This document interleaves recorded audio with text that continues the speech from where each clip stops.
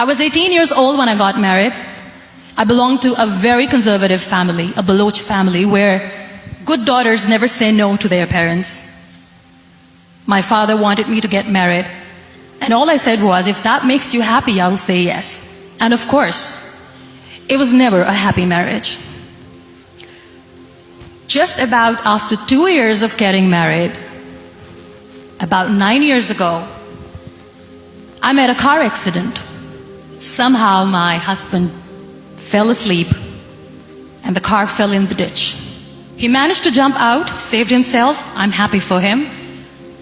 But I stayed inside the car and I sustained a lot of injuries. The list is a bit long. Don't get scared. I'm perfectly fine now. Radius ulna of my right arm were fractured. The wrist was fractured. Shoulder bone and collarbone were fractured. My whole rib cage got fractured. And because of the rib cage injury, lungs and liver were badly injured. I couldn't breathe. I lost urinary bowel control.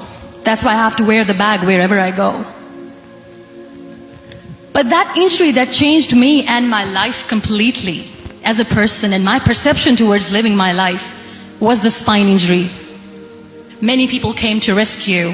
They gave me CPR. They dragged me out of the car. And while they were dragging me out, I got the complete transection of my spinal cord. Those 2.5 months in the hospital were dreadful. I will not make up stories just to inspire you. I was at the verge of despair. One day, doctor came to me and he said, well, I heard that you wanted to be an artist, but you ended up being a housewife. I have a bad news for you. You won't be able to paint again because your wrist and your arm are so deformed, you won't be able to hold a pen again. And I stayed quiet. Next day, doctor came to me and said, your spine injury is so bad, you won't be able to walk again. I took a deep breath and I said, it's all right. The next day, doctor came to me and said, because of your spine injury and the fixation that you have in your back, you won't be able to give birth to a child again. That day, I was devastated. I still remember, I asked my mother, why me? And that is where I started to question my existence. Why am I even alive? My mother said to me, this too shall pass. God has a greater plan for you. I don't know what it is, but He surely has. And in all that distress and grief, somehow or the other, those words were so magical that they kept me going. I was trying to put that smile on my face all the time, was hiding. It was so hard to hide the pain, which was there. But all I knew was that if I will give up, my mother and my brothers will give up too. I cannot see them crying with me. So what kept me going was, one day I asked my brothers, I know I have a deformed hand, but I'm tired of looking at these white walls in the hospital and wearing these white scrubs.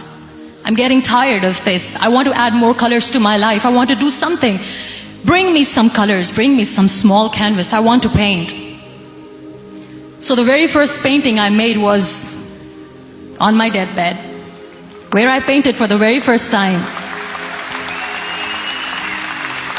It was not just an art piece or just my passion. It was my therapy. What an amazing therapy it was. Without uttering a single word, I could paint my heart out. I could share my story. People used to come and say, what lovely painting. So much color. Nobody could see the grief in it. Only I could. And that day I decided that I'm going to live life for myself. I am not going to be that perfect person for someone. I am just going to take this moment and I will make it perfect for myself. And you know how it all began? That day I decided that I'm going to fight my fears. We all have fears. Fear of unknown, fear of known, fear of losing people, fear of losing health, money. We want to excel in career, we want to become famous, we want to get money. We are scared all the time. So I wrote down one by one all those fears, and I decided that I'm going to overcome these fears one at a time. You know what was my biggest fear? Divorce. I couldn't stand this word. I was trying to cling on to this person who didn't want me anymore, but I said no. I have to make it work. But the day I decided that this is nothing but my fear, I liberated myself by setting him free. And I made myself emotionally so strong that the day I got the news that he's getting married, I sent him a text that I'm so happy for you and I wish you all the best. And he knows that I pray for him today.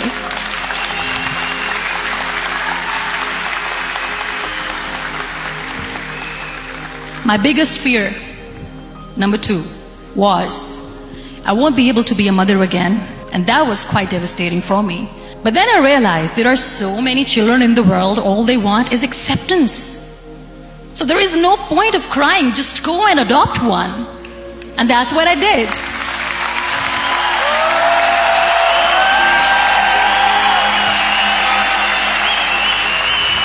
I gave my name in different organizations, different orphanages, and I waited patiently.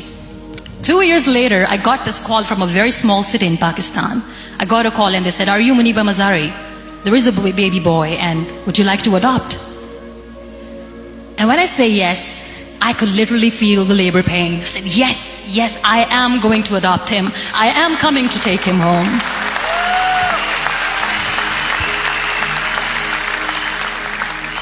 And that day, I was 2 days old, and today he's 6. You know, when you end up being on the wheelchair, what's the most painful thing? That's another fear that people on the wheelchair or the people who are differently abled have in their hearts, but they never share. I'll share that with you. The lack of acceptance. People think that they will not be accepted by the people because we, in the world of perfect people, are imperfects. So I decided that instead of starting an NGO for disability awareness, which I know will not help anyone, I started to appear more in public. I started to paint.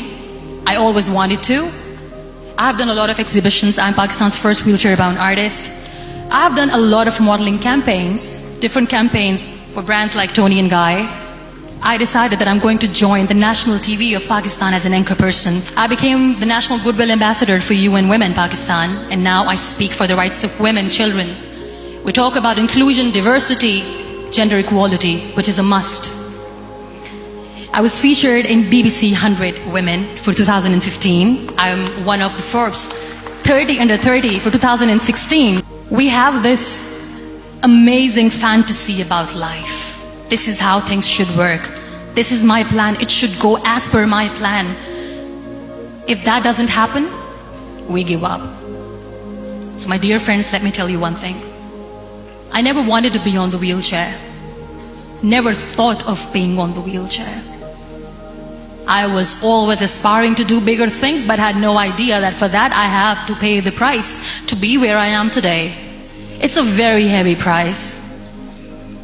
This life is a test and a trial, and tests or trials are never supposed to be easy. So when you're expecting ease from life, and life gives you lemons, then you make the lemonade, and then do not blame life for that, because you were expecting ease from a trial.